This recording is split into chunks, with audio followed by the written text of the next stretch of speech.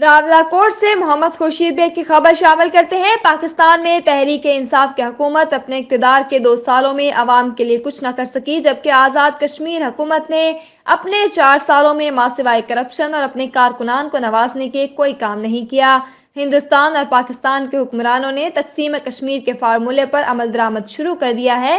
ان خیالات کا اظہار پاکستان پیپلز پارٹی آزاد کشمیر کے صدر چودھری لطیف اکبر نے پریس کلب راولا کوٹ میں صحافیوں سے گفتگو کرتے ہوئے کیا۔